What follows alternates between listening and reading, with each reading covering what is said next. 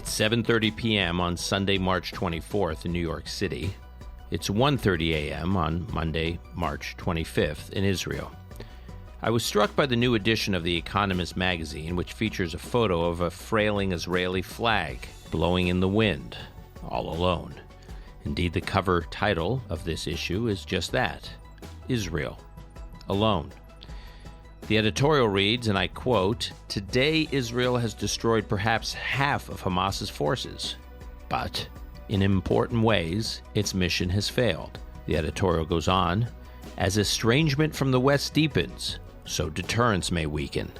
Firms could be blacklisted.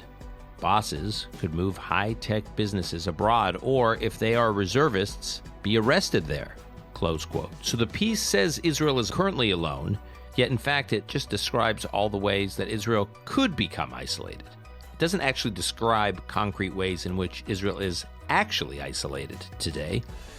I'm skeptical that Israel is isolated, as some, like those at The Economist, believe, or as some might wish Israel to be.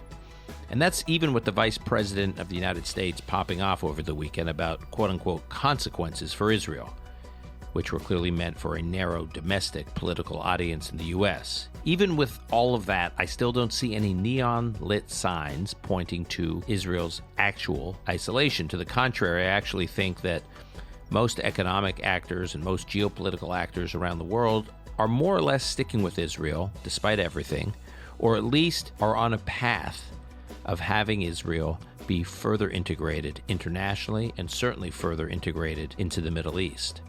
If Israel, however, appears to be losing its fight against Hamas, which was responsible for an attempt at a genocidal war against Israel, that is when I fear Israel would be alone. I worry about the isolation of an Israel that appears weak, not an Israel that appears strong.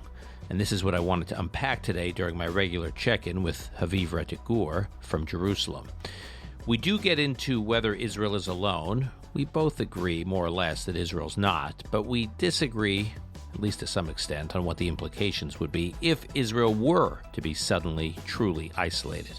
But in the first part of our conversation, we wound up discussing why the criticism of Israel today looks almost identical to criticism of Israel in previous wars, in previous decades. Same histrionics from the same cast of characters.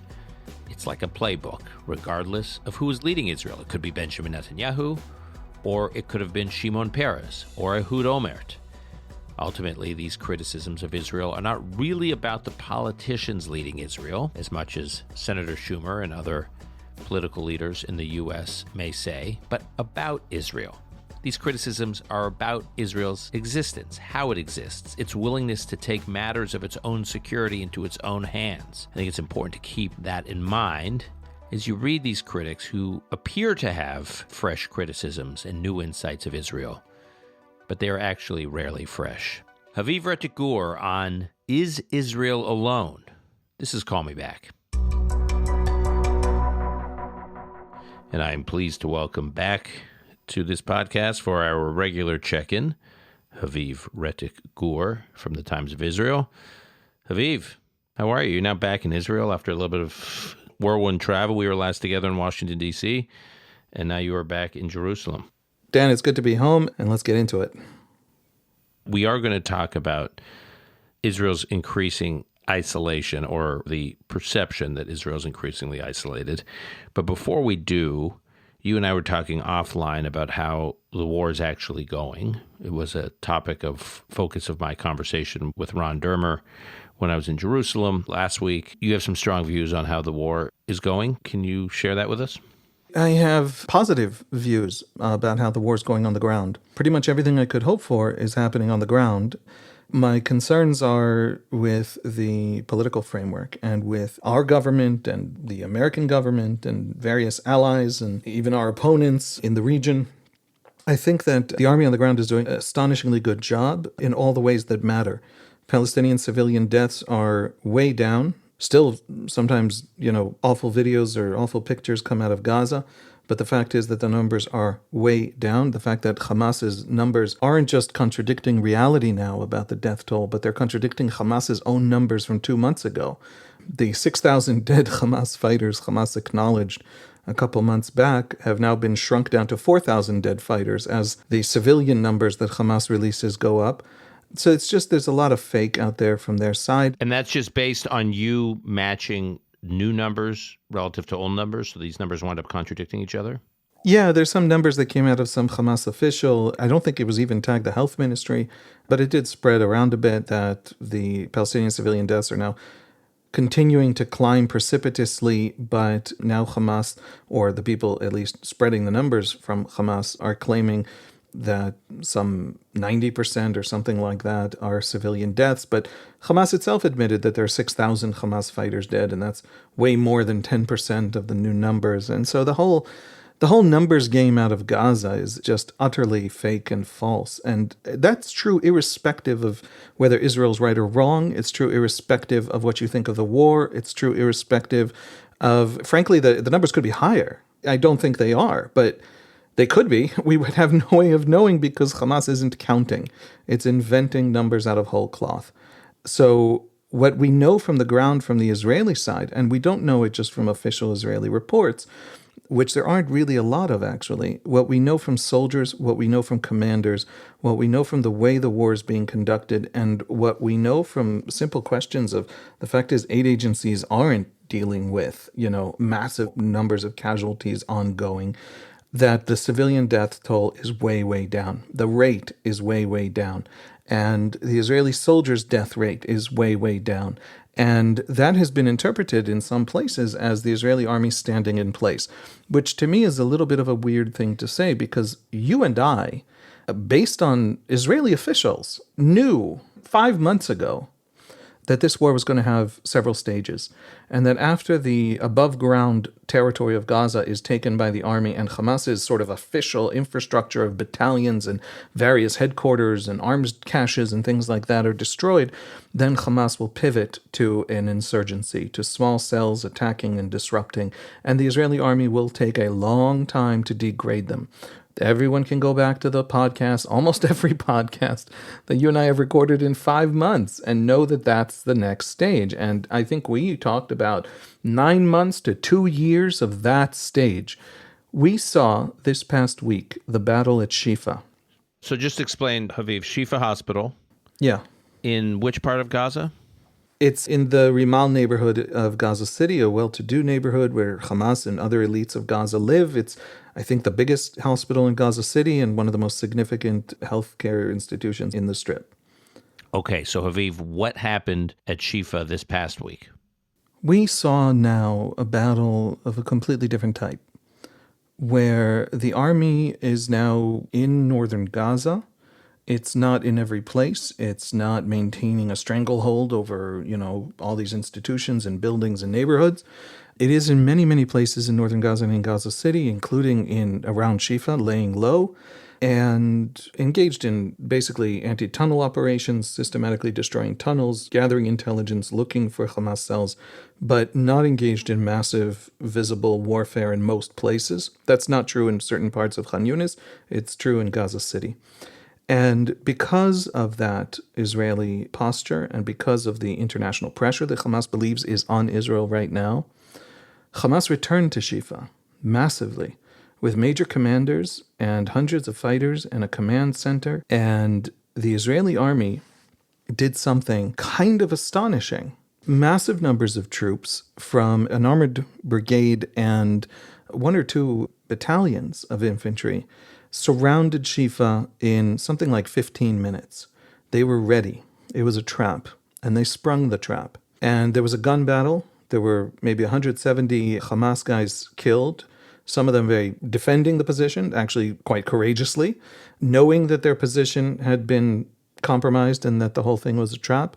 And then the IDF gets in, and it manages to arrest hundreds and hundreds of Hamas fighters on the Hamas rosters, including major commanders, and to shut down a major command post that Hamas set up thinking it was safe because it was protected, and it was protected in part by that international pressure. We saw the army on the ground take the international pressure. We want to talk today about whether Israel is isolated. We want to talk today about the international pressure on Israel. The army has used the international pressure on the ground as a kind of feint to let Hamas sink into a sense of safety that is leading Hamas to make mistakes and is allowing Israel to degrade the forces on the ground faster even than I think it expected to. So we saw Secretary of State Blinken in Israel this week telling the Israelis, we don't have faith in your capacity to defeat Hamas. We don't have faith in your capacity to fight that fight on the ground and win it in the long term. I don't know exactly what Blinken said to the cabinet. We're living off of leaks, and those leaks are not always trustworthy. But if what he was talking about was the fighting on the ground, rather than, for example, a larger political horizon that has to be set by the political echelon, if what he was talking about was the fighting on the ground, he's simply mistaken. The army is using its time in Gaza to degrade Hamas systematically. It is doing it more effectively, more safely for Israeli soldiers, more safely for Palestinian civilians. Does that mean no bad pictures are going to come out of Gaza? Absolutely not. But at the larger level, at the war fighting level, that is what is happening. So I'm very, very pleased with the progress on the ground. Hamas has to actually be uprooted from Gaza for any of this to ever end. The place I think where it's a much larger question of whether Israel is doing the right thing is at the larger strategic political level. And we've talked about this. Okay. So, Haviv, I want to now talk about this perception that Israel's increasingly isolated in the world. And we've seen a lot of noise, and I do think it's noise. That's my view, which is distinctive from actual real signals. So what are we seeing? We're seeing the cover of The Economist, the new issue of The Economist Magazine, Israel alone. And there's an editorial about how alone Israel is. Now, interestingly, they don't provide any real data or facts to point to Israel being alone. It's a series of sentiments expressed in the editorial, almost like they think Israel should be alone. They're prescribing Israel's increased isolation if Israel doesn't change course, but they're not actually demonstrating that Israel's alone. We can discuss that. That's one strand. The other strand is increasing noise of complaints from some corners in the American Jewish community, mostly the Reform progressive Jewish leadership. Big story last week about some of these voices were the ones who influenced Senator Schumer to give his speech calling for elections or a change in government in Israel, which was sort of astonishing and unprecedented. We are seeing this come from certain governments, like the one that got the most attention, one I talked about with Ron Dermer, was Canada announcing last week a decision to ban all future arms sales, and now concerned that more countries, obviously Canada's more consequential than others because it's a G7 country, but we're seeing more and more European countries talking about similar things. So we're seeing what I call the noise of Israel alone. I actually don't think it reflects reality. And I think Israel will be alone if Israel loses this war, which we can talk about. But my sense is Israel's not alone. And I can get into some of why I'm skeptical of this narrative, but I'm curious for your reaction. I'll tell you the truth, I'm not entirely sure what to make of all of it. The Economist piece read, I kind of had the same reaction that you had, which was it wasn't so much an analysis of what's happening as a kind of fantasy of what the threat is in order to get the right reaction from the Israelis. It was almost like, here is what is definitely going to happen if you don't act the way I want you to act, therefore please act the way I want you to act. A lot of the stuff that we've seen from Senator Schumer's speech, a lot of the things that we heard, Ezra Klein wrote this piece about Netanyahu, why young people are turning away from Israel. Blaming Netanyahu, I think, is part of this. And as we've covered extensively, I blame Netanyahu for quite a few things.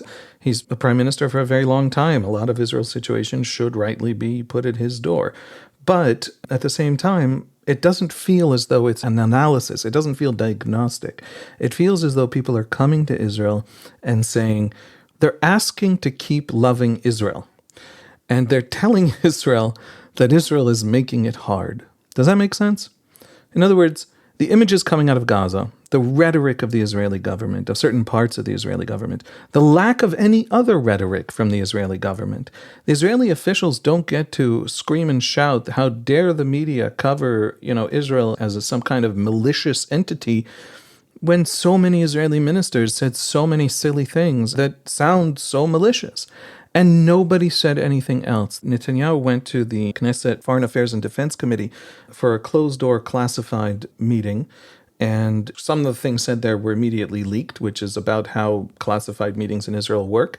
And the members of Knesset asked him, why don't we tell our story properly in the press, in the international media? Why doesn't the media know certain basic things about the war on the ground? Why don't we make an effort to show that we want international humanitarian aid to go in, that we're going to lean into this instead of begrudgingly let the Americans send aid? Why do we look bad for no reason? There's no strategic benefit to us pulling back on some of these issues.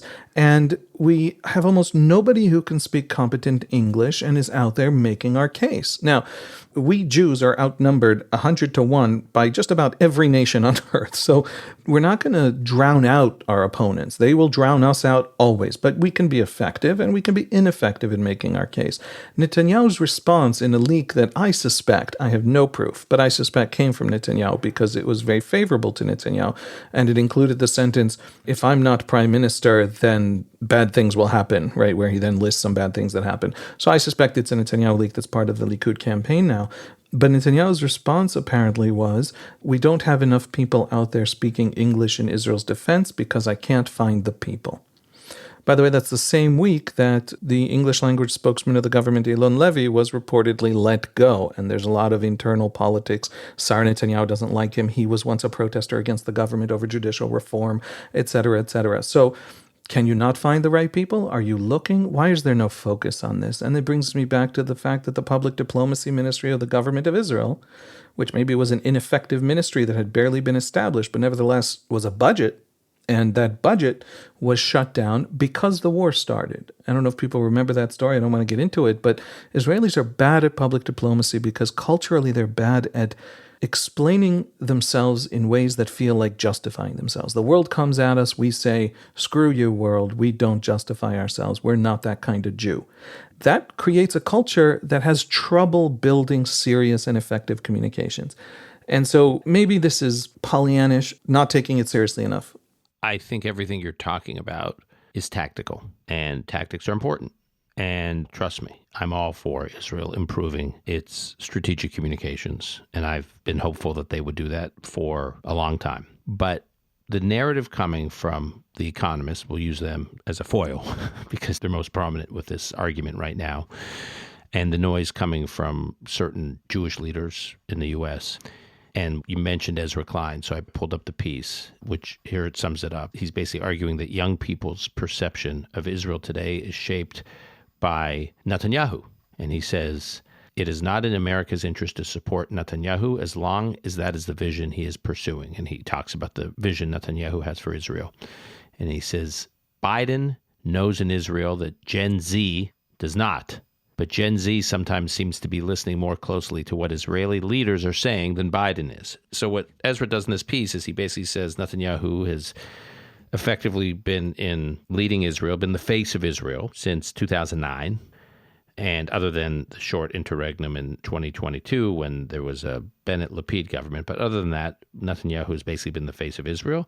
And what he argues in the piece is for many young Americans, Gen Z, that is the Israel they know. The Israel they know is the face of Netanyahu. And it's not just Gen Z, it's The Economist, it's every major, Tom Friedman, Nick Kristof, I mean, the New York Times editorial board, the Washington Post editorial board, they're all basically saying the same thing. Ezra Klein is doing, they're not just saying it's young people, it's even them, these sort of center-left supporters of Israel, but we just have a problem with Netanyahu. And the reason I find this argument unserious is, and I may be showing my age here, and I apologize to piggyback you onto my self-consciousness about my age, but I probably think I'm showing your age here too, is I think back of previous fights and debates in the United States about Israel that predate Netanyahu.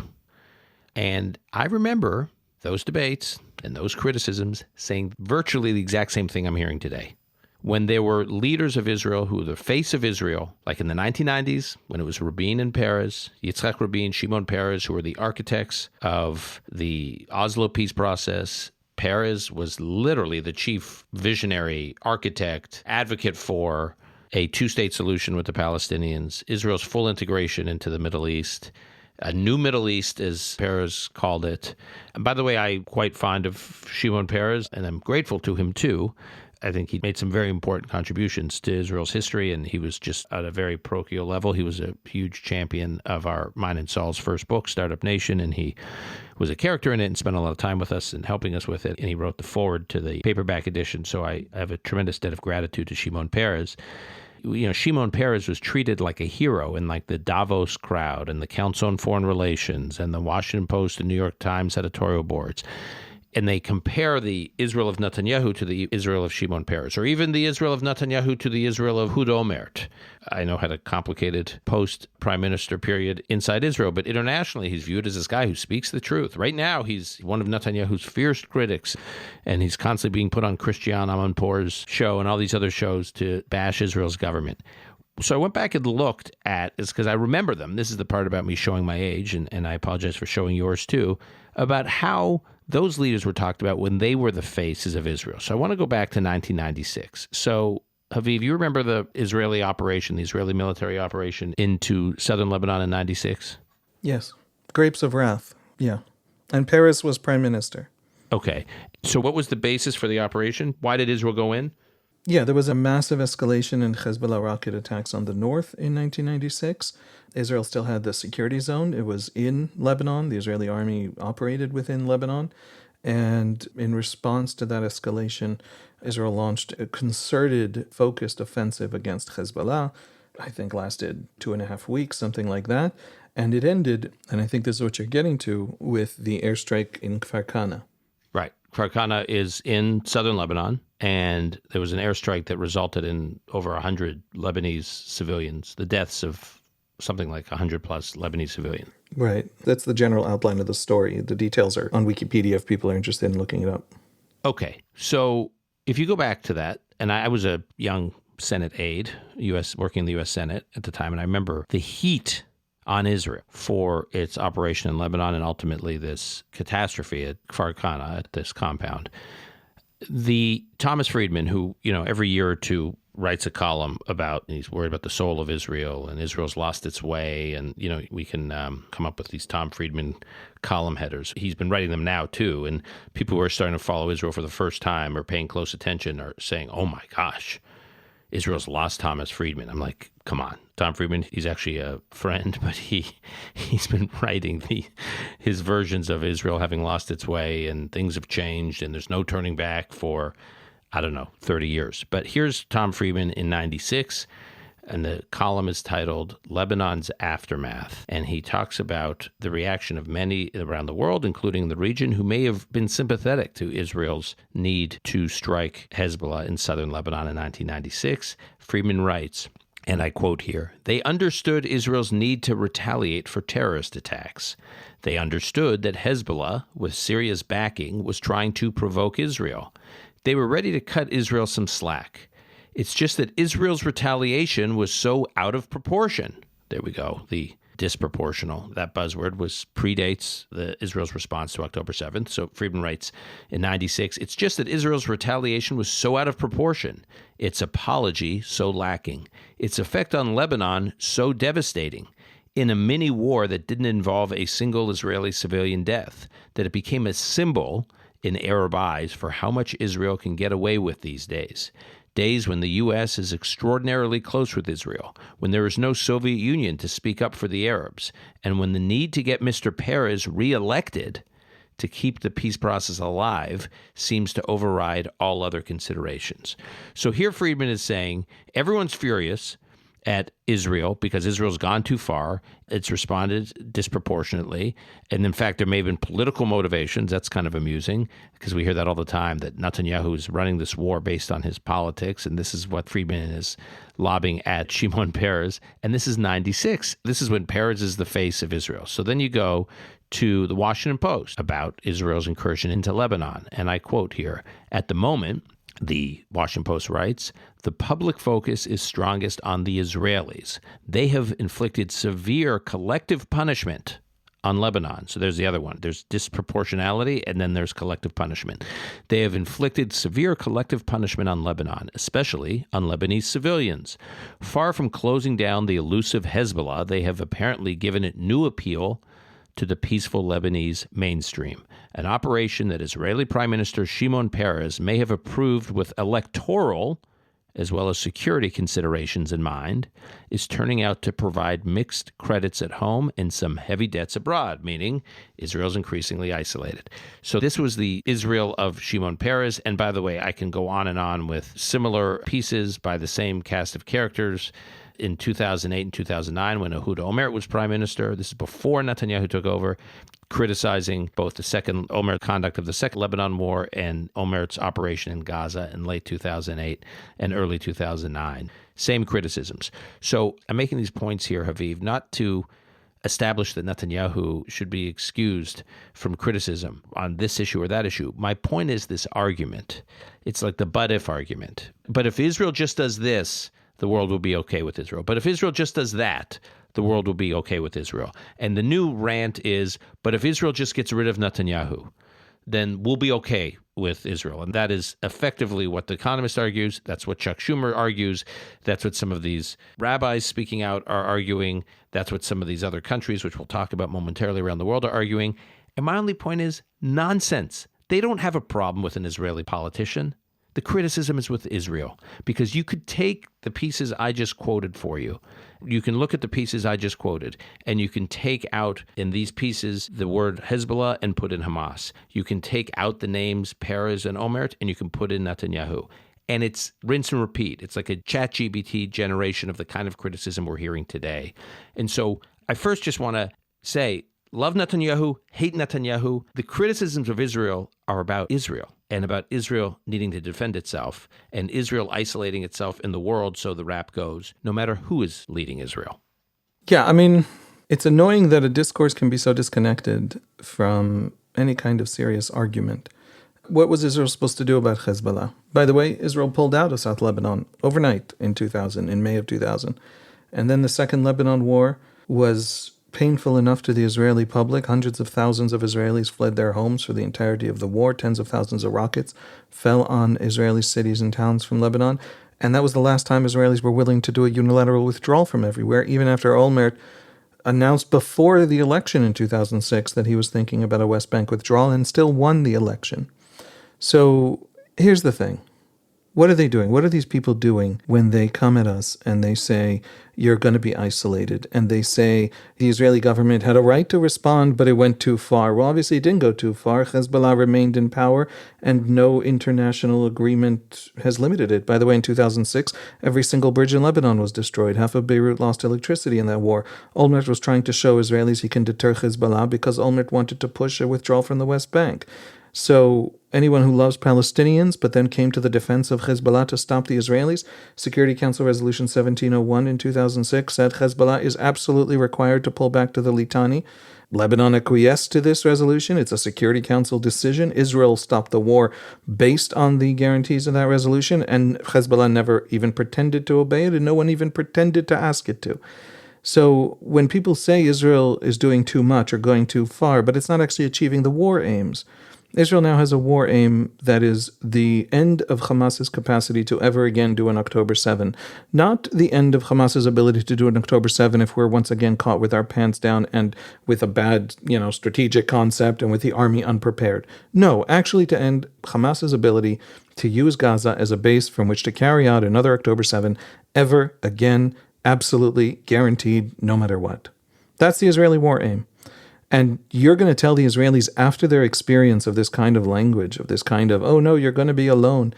Here's the thing. It's really simple. I don't understand why people don't understand how simple it is.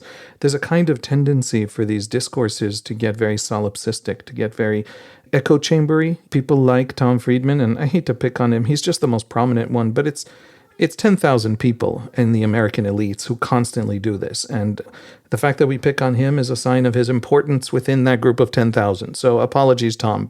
Well, he apparently has Joe Biden's ear. So if he's establishing himself as the person who can whisper into the ear of the President of the United States on a major foreign policy issue, then he deserves to be scrutinized. Great. Perfect. So I have an excuse. It's fair game. Yes. And, oh, by the way, Haviv, and I say this with love, but so many of my friends who argue with me about Israel, it is usually prefaced by forwarding me Tom Friedman's most recent column, whatever the week. Like the Friedman column of the week about Israel gets forwarded to me, and then that's their piece. That's the basis upon which they yell at me. So I have a... Great. Perfect. So he's the absolute paragon of this and the exemplar of this. There are conventional wisdoms that are adopted for their moral power, for the moral purpose they serve.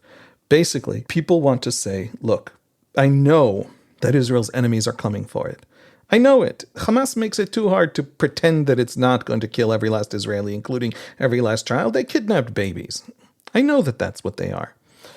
I also know that there's this immense emotional investment in the evil that Israel is doing or that Israel is. It is an enormous pressure on the liberal mind. It flows from the Arab world. It flows from the left. It flows from a lot of tribal places that are responding tribally, people who wouldn't care if every last Jew was killed. They're angry at Israel for being a Jewish state and for existing as it exists. And some of them are, frankly, and we have polls on this of the Arab world, angry that Israel exists, that the Jews survived. And these are also places that expelled every last Jew. That Muslim world, and not all the Muslim world, but nevertheless large parts of it, that Muslim world anger is echoed in the left, and it is echoed loudly, and it is echoed louder as the left adopts this sort of 1960s post-colonial, anti-colonial kind of understanding of the world and ideology. And so there's this pressure in the zeitgeist. A lot of people respond to what they think people are generally thinking. This is not a clear analytical framework. And so they're trying to have it all, these Jews, and they're often Jews. Not always Jews, but often Jews. They're trying to have it all. They're trying to say, yes, these people want Israel destroyed. Yes, Israel gets to defend itself. It has to stop before our media or too many of the people in our social world get upset at them, because that hurts us. And they're almost memes, these kinds of responses. You know, the fact is that Israel in 1996 didn't fight Hezbollah enough and should not have stopped, because Hezbollah was able to grow and strengthen. And when Israel pulled out in May of 2000 from Lebanon, that essentially brought the 2006 war, in which 300,000 Israelis had to flee their homes because tens of thousands of missiles were falling on their homes. And this was a period before Iron Dome. This was a period before northern cities and towns had enough bomb shelters in homes and in streets. So it created a trauma in 2006. This expansion of Hezbollah, this allowing Hezbollah to fester, created a trauma in 2006 that actually shattered the Olmert government's ability to do something that it wanted to do, which it called the Convergence Plan, which was a unilateral withdrawal on the Gaza model from the West Bank. So Israel withdrawals from Gaza. It was called the Disengagement Plan under Ariel Sharon, who was prime minister at the time, and Ehud Olmert was deputy prime minister. They unilaterally withdraw from Gaza, so they can be, quote unquote, done with the occupation of Palestinians in Gaza. And then Olmert runs for election after he takes over as prime minister because Sharon fell into a coma. He had a stroke. He wasn't able to finish his term as prime minister. Olmert takes over as prime minister. And then Olmert has an election coming as prime minister. And he runs on, I'm going to do in the West Bank what Sharon and Olmert argued, did in Gaza. Yeah. He talks about it in speeches before the election, that there's going to be this pullout.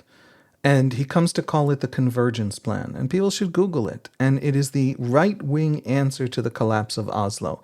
It was the center-right, Ariel Sharon. He left Likud after the Gaza withdrawal because Netanyahu was leading a rebellion against him within the party, blah, blah, blah, all these different reasons, mainly because he was polling better than Likud itself. So it actually would have gone much better for him to be his own party. He founds Kadima in late 2005. Israel has just pulled out of Gaza, and then Sharon has this catastrophic stroke. And Olmert's running as head of Kadima. Olmert is a profoundly unpopular figure.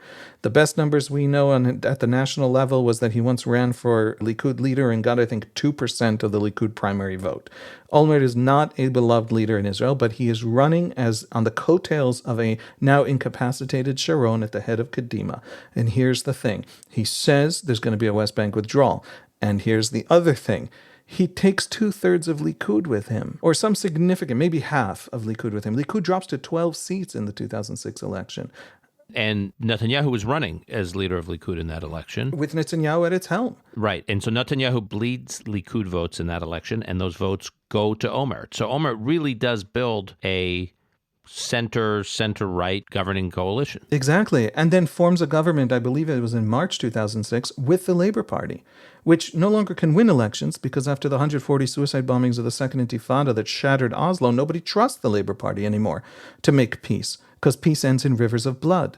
Well, this new right-wing idea of unilateral withdrawal wins a massive centrist coalition, and it forms a government, and the Labour Party even gets the defense ministry, meaning people who want a withdrawal from the West Bank will be the ones carrying out a withdrawal from the West Bank. And that's when Hamas, frankly, in 2006, I think it was in late June, carries out its first ever tunnel attack from Gaza, crosses the border, pops up out of the ground on the Israeli side, kills 2 Israeli soldiers, kidnaps Gilad Shalit, Corporal Gilad Shalit, who will spend 5 years in a Hamas dungeon in Gaza before the exchange in 2011. While there's that shooting war in Gaza, sparked by that attack, Hezbollah on July 12th, 2006, 6 years after a unilateral Israeli withdrawal from Gaza. Hamas attacked something like 10 months after a unilateral Israeli withdrawal from Gaza. And Hezbollah then on July 12th, 6 years after an Israeli unilateral withdrawal from Lebanon, Hezbollah attack, I believe 4 soldiers are killed, 2 soldiers are kidnapped. Eldad Regev and Ehud Goldwasser, those are household names in Israel. Every Israeli knows those names. And then the Second in Lebanon war is underway.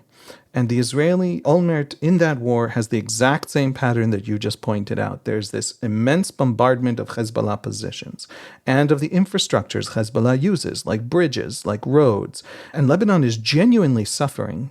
And taking out rocket launchers. Absolutely. But every single rocket is being launched from a village in South Lebanon. Every single one is from inside a home. There are no rocket launchers out in the field somewhere. That's not how Hezbollah works. And so Lebanon is suffering terribly in this war. And Olmert finishes the war with Resolution 1701 of the UN Security Council, and we hear exactly the same thing. The Israelis are going wild and crazy. But here's the thing. Because the Israeli public perceived in that war that Israel was not allowed, maybe wasn't capable internally, huge criticism of Olmert, of the chief of staff of the IDF, Dan Chalutz, but also a criticism of the world, to actually push back the Hezbollah threat. Because tens of thousands of rockets rained down on Israeli cities, because Hezbollah didn't care how much damage was caused to Lebanon, because hundreds of thousands of Israelis had to flee their homes for the entirety of the war. Because there was no Iron Dome in 2006. That's the trauma that leads the Israelis to take this wackadoodle idea of shooting down rockets in midair and try and make it a real thing. So Iron Dome flows from that trauma. There aren't enough bomb shelters in Kiryat Shmona on the northern border. This is something that Israel invests billions in building these bomb shelters, in building Iron Dome, in building these systems because of the 2006 experience. Leaving Hezbollah standing created the next war that turned the Israeli public away from any potential for the Olmert centrist coalition, which had already talked in the election about a withdrawal from the West Bank. I think it was something like 90% of the West. But the point is, there are consequences to this kind of enemy surviving. Massive consequences. And if the best that you can muster is the argument, oh no, people will not like you, and therefore we should allow Hamas to survive in Gaza, we should allow Hamas to stay alive in Rafah and sweep back into Gaza as soon as Israel is finally pushed out by international pressure, because what the heck is it doing there, trying to reoccupy the place?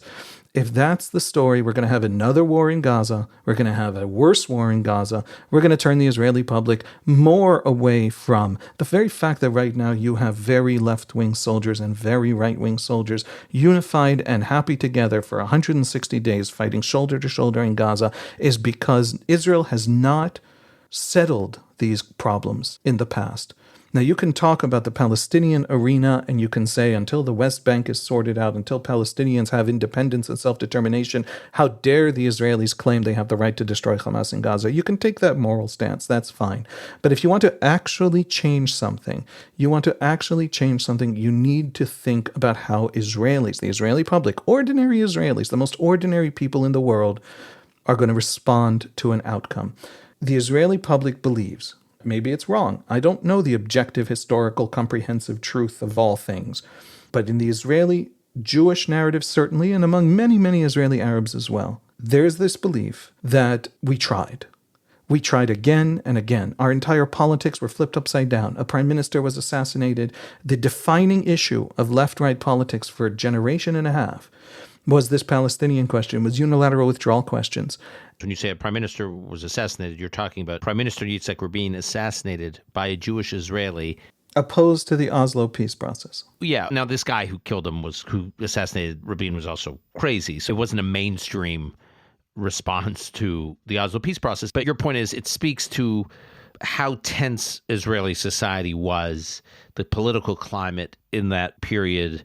And even after Rabin's assassination, there was for some period something like, Saul and I talk a lot about this in our most recent book, that in that period, like half the country blamed the other half of the country for not the assassination of Rabin, but for letting a political climate get so hot that something like this could happen. That's how much the country was debating, wrestling. Absolutely torn apart. And was consumed by this question of how do we get to peace? How do we get to normalization with the Palestinians? Right.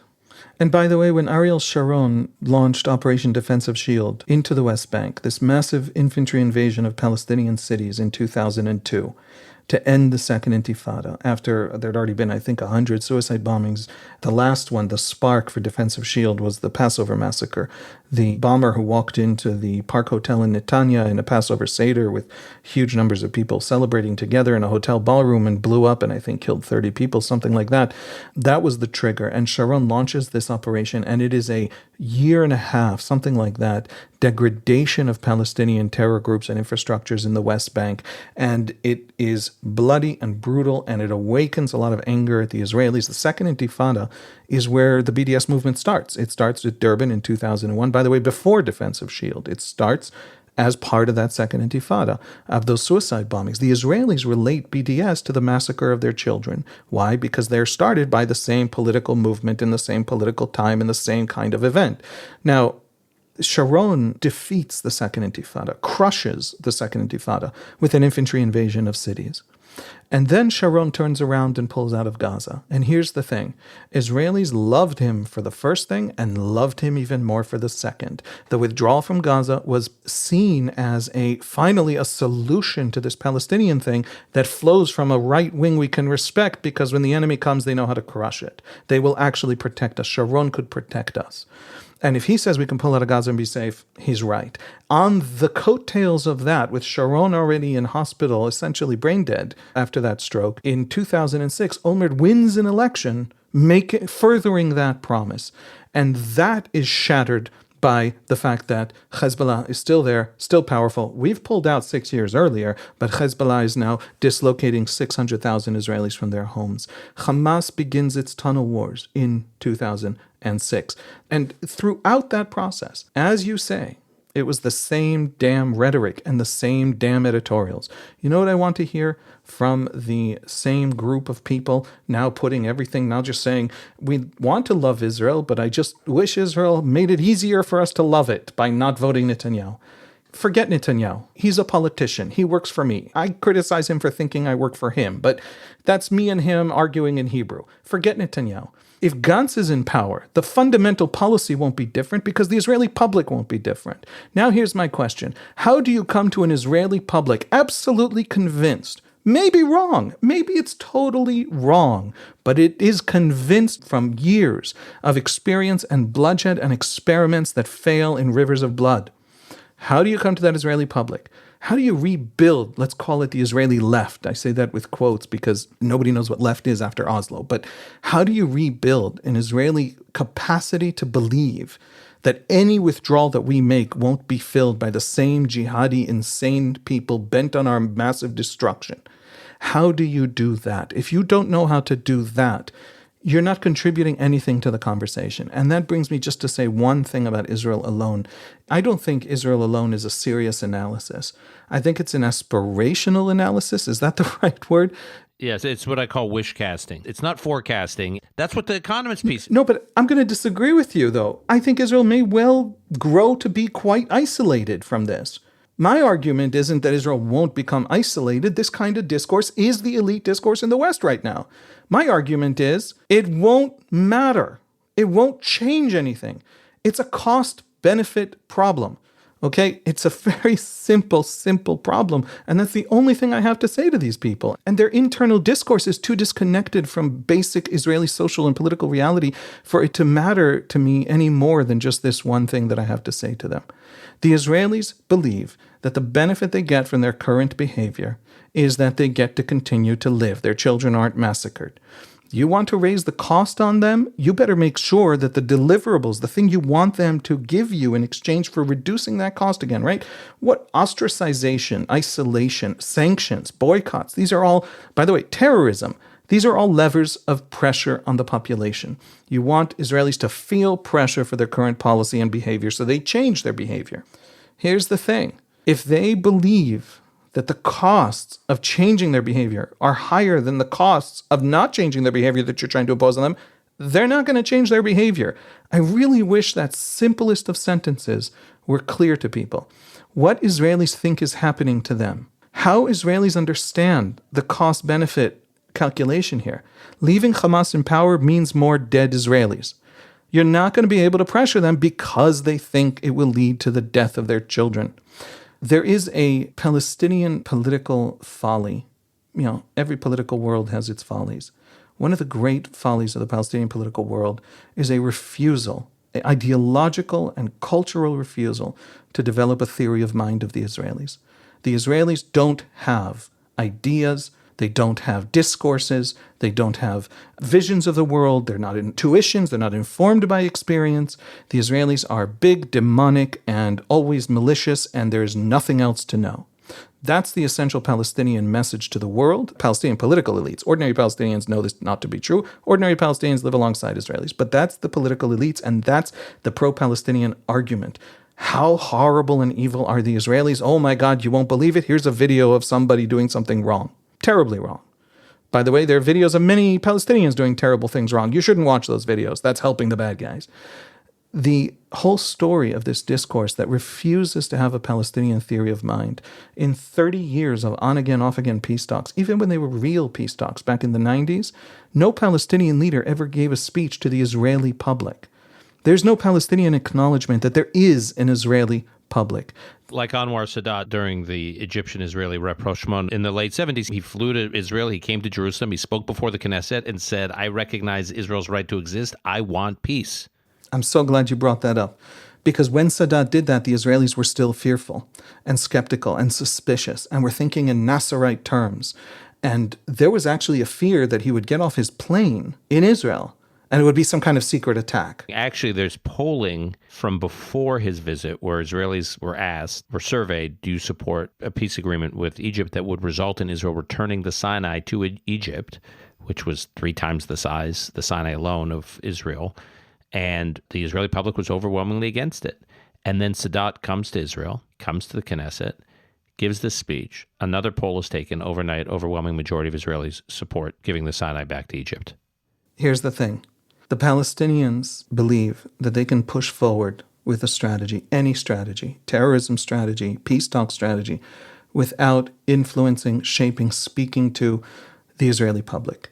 Do you know who is speaking very directly and consistently and powerfully and effectively to the Israeli public? Hamas. Do you know who is speaking powerfully and consistently to the Israeli public? Hezbollah. So you are talking to an Israeli population, again, from pretty deep in the left to pretty deep on the right. The huge majority of the Israeli population, certainly of the Jewish population, also Arab Israelis are deep into this. It's not an accident that after October 7, rates of Arab Israeli, who are also Palestinian, their identity is this very complex liminal thing.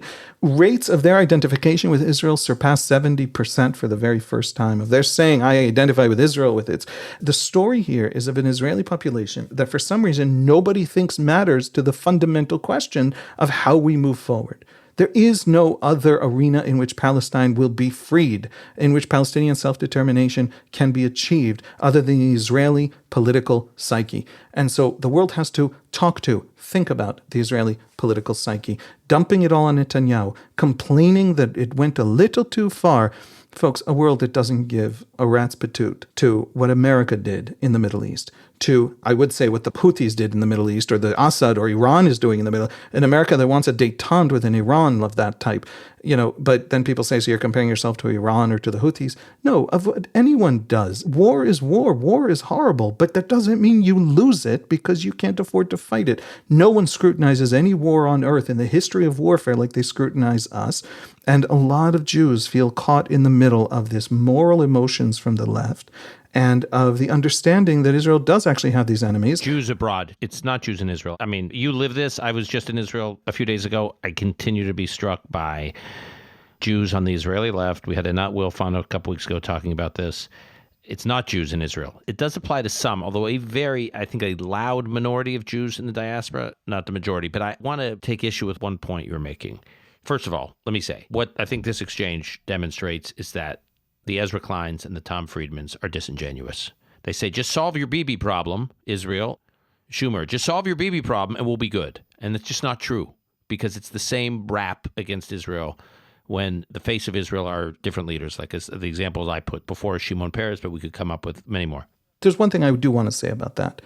They're not stupid for feeling like Bibi is the problem here, because Bibi is the guy who could create a very different Israeli discourse, a very different public posture, lean into things like aid, talk explicitly and constantly about the need to protect civilian lives. Bibi could create the paper trail for American liberal Jews to say, look, they're trying. Look, here's 6 places where they failed, but they're not crazy monsters.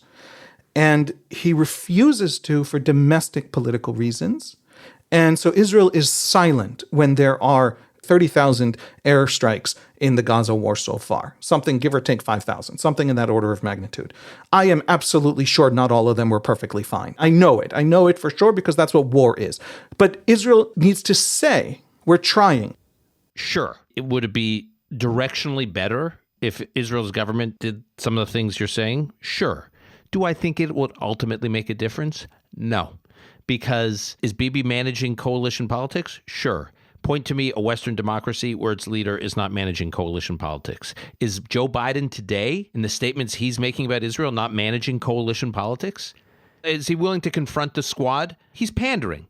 I'm asking because I don't know. When America went into Iraq, was there a section of the American Congress that said just nuke all of them? The stupidity of it. Now, the guy who said it... Of course, there's some random member of Congress popping off saying crazy stuff. But he's in the cabinet. The member of Knesset that you're citing is not a major player in the Israeli government, and he doesn't speak for the Israeli government. No, he's a guy Israelis discovered exists only when he started yelling that we should nuke Gaza. He's like a one-man party, basically, right? He's part of Ben Gvir's party, and he's Minister of Heritage. Nobody knows what he's the actual minister of. He's nothing. Okay. The point isn't that. The point is foreigners don't know that he's nothing. So my criticism of the government, with that exact example you're citing, is the vacuum. Because the Israeli government does not speak as directly, as clearly, in English to the world about what it's doing on a consistent basis, it creates a vacuum. And when there's a vacuum, vacuums are filled by small people with big microphones. Yes, it's not just speak, it's also act. The Israeli army hasn't stopped aid from going in, but the Israeli army also hasn't been instructed very publicly and visibly to invent. Now, you couldn't get the aid in such easy ways. People think that you can just randomly get aid in. Egyptian truck drivers aren't willing to drive the trucks in because they've been attacked by Hamas. But the point is, where's the Israeli army making the visible effort looking like it's trying? That wouldn't go a long way. We've talked about this in the past on other issues. I am an Israeli. I am a firm believer that Israel has a lot of ability to shape its environment. I'm a firm believer that Israel's government doesn't do it for political reasons, and so I'm very frustrated. Now, you're actually out there in the world, and you're saying to me, Israel could have done a whole lot and still not actually shape the environment all that much.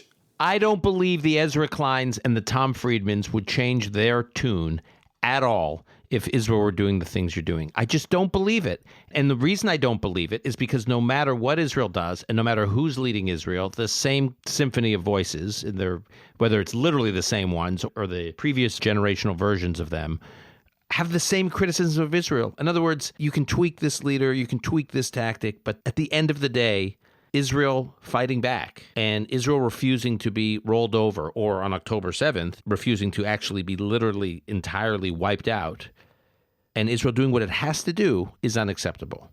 Now, you seem to be arguing that Israel will be alone. They maybe wind up being alone, and if they're alone, that's life. I actually disagree with that. I think there's real risks to Israel being alone. I'm not suggesting that Israel is alone. I don't believe they are, and we'll get into that. But I do think if we were heading in a path towards Israel being alone, that would be a problem.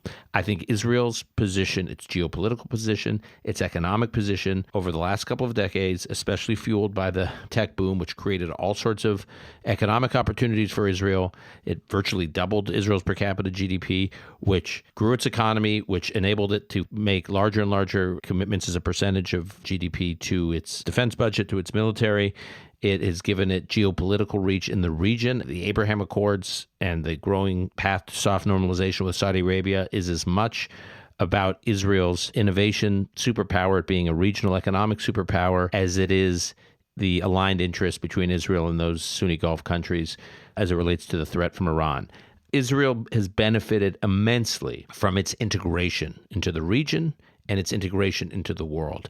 It has benefited immensely from the fact that there are 450 multinationals with operations in Israel. There's nothing like it anywhere in the world. A country of 9.3 million people. It does not provide a logistics hub for companies that want to do business in the region. Israel's not a logistics hub to do business in the region like it is if you set up, say, in Dubai. And Israel has no domestic market to speak of because it's a population of 9.3 million people. So it's not like any of these companies are setting up shop in Israel to penetrate the local market. No, what they do in Israel is what they do in virtually no other part of the world, which is they set up shop in Israel to solve their biggest problems, whether it's Apple or Meta or Intel or Medtronic, or we could go down the list, or non-tech companies like auto companies or companies like Procter & Gamble and Coca-Cola and Walmart. All these companies have one thing in common. They have big innovation problems to solve, and they want to solve it in Israel. This organization I'm involved with called Startup Nation Central, I'll post it in the show notes. We have a platform called the Startup Nation Finder where you can literally see every multinational that has set up shop in Israel. The data is staggering. They're employing large numbers of Israelis, and they're solving their biggest problems in Israel. And when Saul and I wrote our first book, Startup Nation, there were about 160 of these companies, global companies that set up shop in Israel. And today, like I said, there's over 400 of them. Not a single one of them, Haviv, not a single one of them has said they're shutting down because of the war and Israel's response in Gaza. To the contrary, many of them put out statements after October 7th standing with Israel. And some of them made some extraordinary statements, like the CEO of Intel, who gave this incredible interview talking about his support for and the resilience of the Israeli people. These companies are not bailing. Israel is not alone. I would be worried if they were bailing, because I think these companies and the relationships Israel has developed diplomatically and economically are important for Israel's strength. But they're not bailing. And it's an interesting question to ask why they're not bailing. And the reason they're not bailing is not because of love of Zion. I mean, maybe for some of them it is. Because it's in their interest. It's in their interest to be in business with Israel.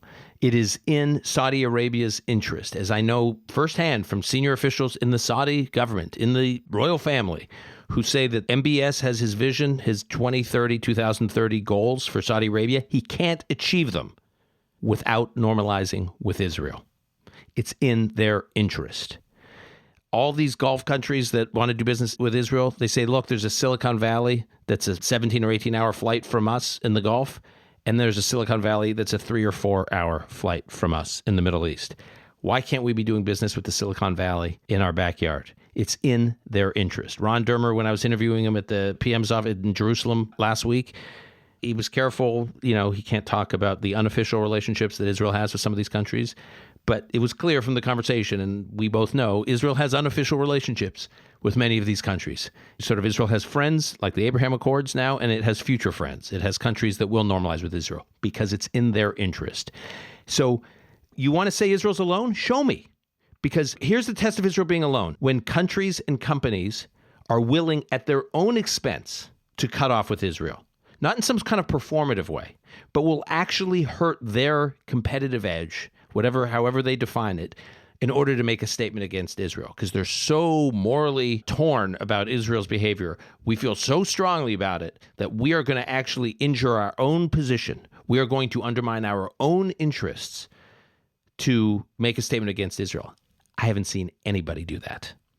Not only do I share with you the view that Israel is unlikely to find itself alone, and that the wish casting of, I think I know who, The Economist doesn't put bylines, but I think I know who contributed to that piece. And I think I know what part of Israeli politics that came from. And it had a lot more to do with internal Israeli domestic kinds of political projections than with the reality of Israel's actual position, which for a magazine that calls itself The Economist is a shame, because telling us what's actually happening is more useful than telling us what certain political camps, want people to think is happening.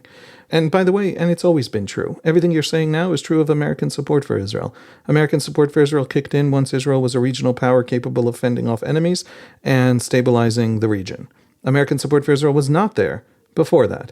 We were under an American arms embargo and a British arms embargo in 1948, which was an existential, desperate, dire war where we could have easily been outclassed in that war by our Arab enemies, the Arab armies that invaded, etc.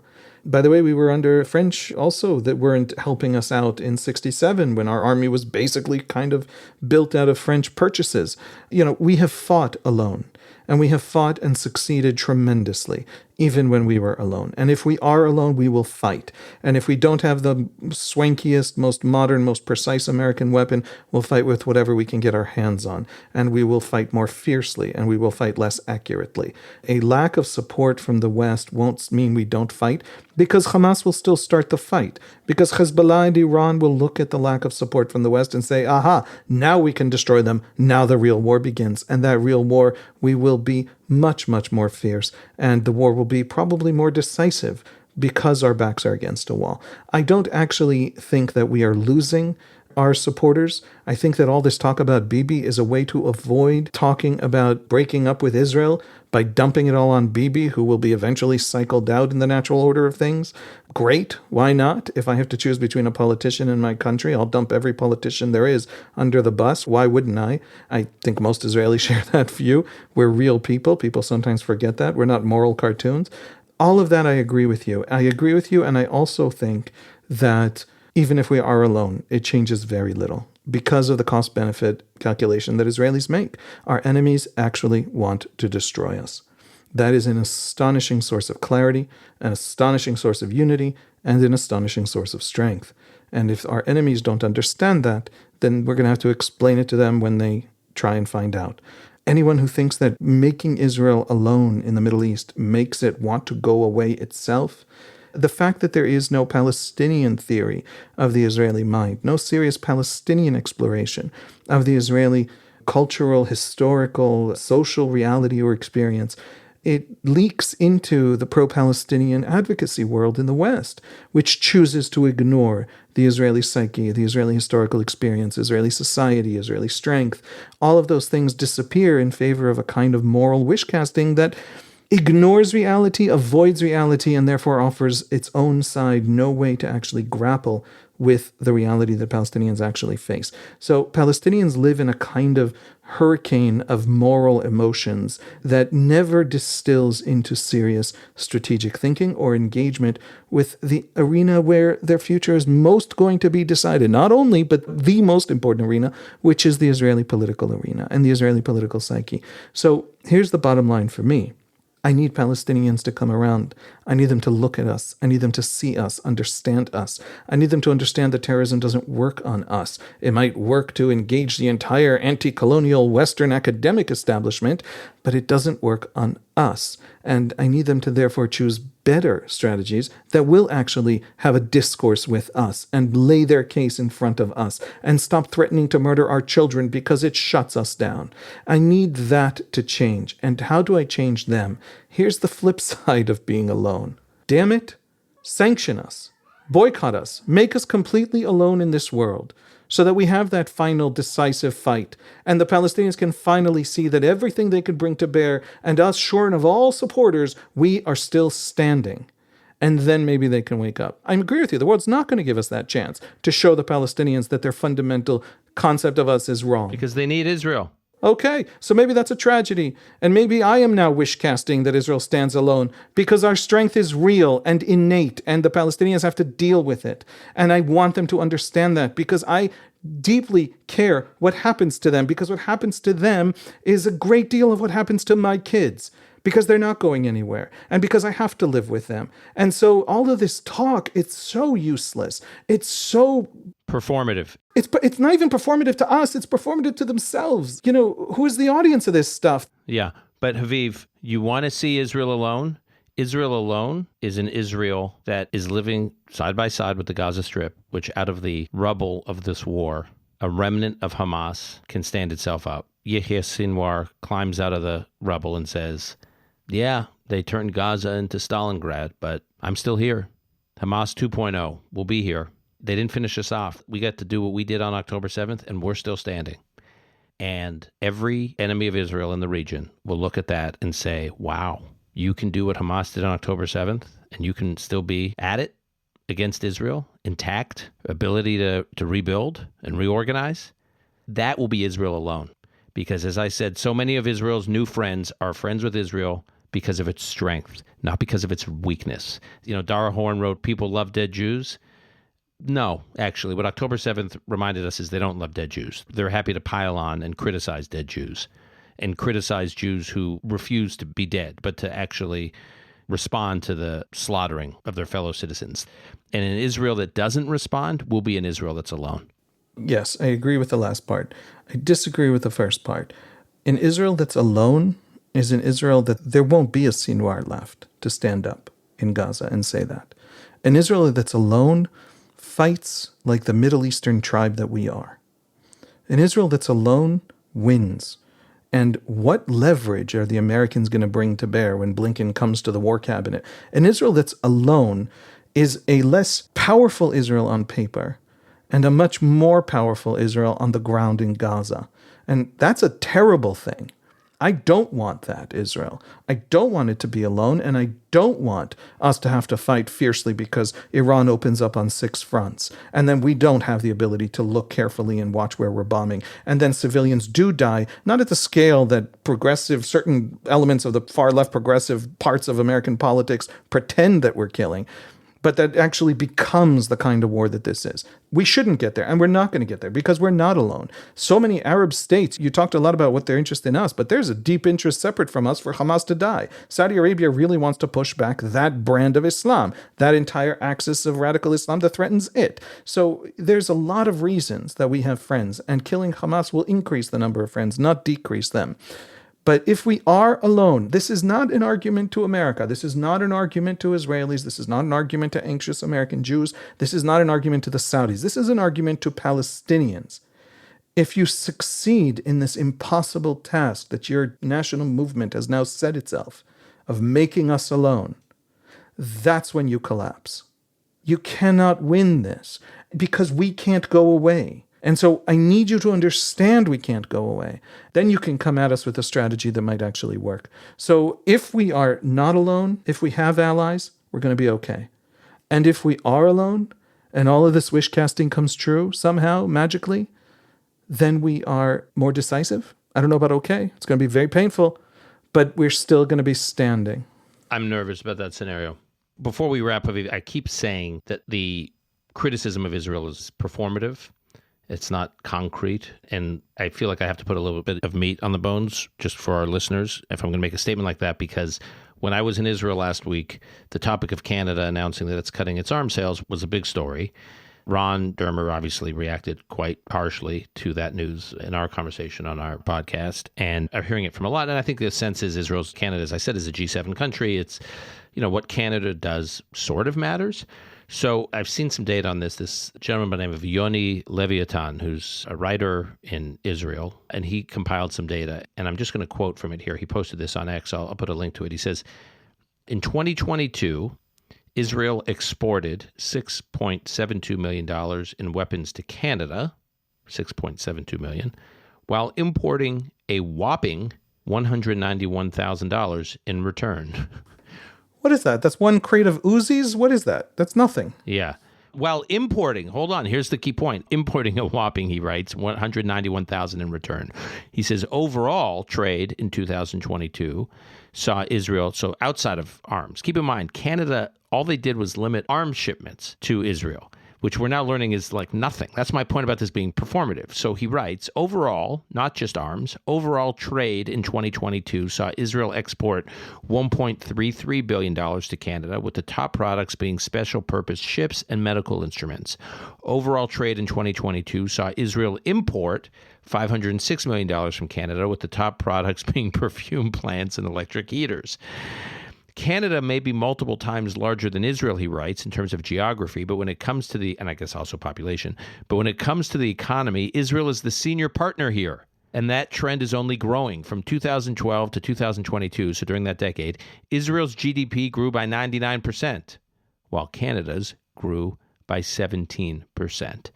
He basically goes on to argue that, he says here, I will say it again, we are not your grandparents' Jews. We will defend ourselves on the battlefield, in the streets, and in the economic arena. As far as I'm concerned, he writes, Canada can keep its perfume parts, and we'll be happy to sell our world-class medical instruments to the countries who don't play domestic politics on the backs of murdered and kidnapped Israelis. So his point is, Canada makes this big chest-thumping statement about its cutting arms sales to Israel. Now, I don't know if his numbers are exactly right, but even if his numbers are off by a decimal point, the point is the same. If countries want to really impose pain on Israel, the real test is whether or not they're willing to impose pain on themselves too in pursuit of that goal. If they want to send a message to Israel, if they're so morally outraged by what Israel's doing, they will do things that will even harm themselves, and so far, they have not. And I don't want to jinx this, and then suddenly they'll start doing it, but I'm just telling you, between what countries are actually doing to Israel versus what they say they're doing, what multinationals in Israel are actually doing, tells me, and what the Gulf countries are actually doing. No country has left the Abraham Accords. Saudi Arabia is still figuring out how to normalize with Israel. So these are all countries and companies and enterprises around the world that I believe will not let Israel be alone, because it's not in their interest to be disconnected from Israel. So what you're saying is everything's going to be okay because it is just not going to happen. And what I'm saying is, if it does happen, everything's going to be okay because we don't disappear. So there is such a long journey for the Palestinian national movement down this path, and there is almost no chance it can succeed. And if it succeeds, it fails because we're still here and they will still be dominated by the narrative of Hamas. By the way, some of this equation changes if Hamas is gone, if the Hamas story is seen by Palestinians to fail. And then some of this narrative changes, and then they can come at us in ways that will influence us. That isn't about choking us, and isn't about murdering our kids, but is actually about a campaign in Israeli politics of the kind that the Palestinians have never even attempted to engage in, because they don't believe in having a theory of mind of us. So either way, our message today, again, is this correct? It's gonna be okay. And you don't have to put a teetering Israeli flag on the cover that is all of it is wish casting. Right.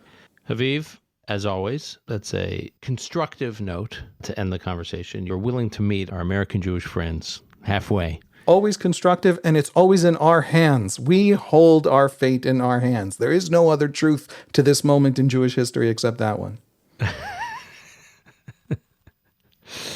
All right, Haviv, thank you as always. Look forward to talking to you soon, my friend. That was a therapeutic conversation for me, and for me. You can send me the therapy bill. I might as well have been lying on a couch for that conversation. I felt like I was in a doctor's office just venting the absurdity of some of the narrative we have to deal with. In any event, talk to you soon. Thank you, Dan. I'm going to go talk to my more left-wing journalist colleagues and explain to them all the things you explained about the Israeli economy, and I'm sure they're going to also feel better. Okay. Have a good one.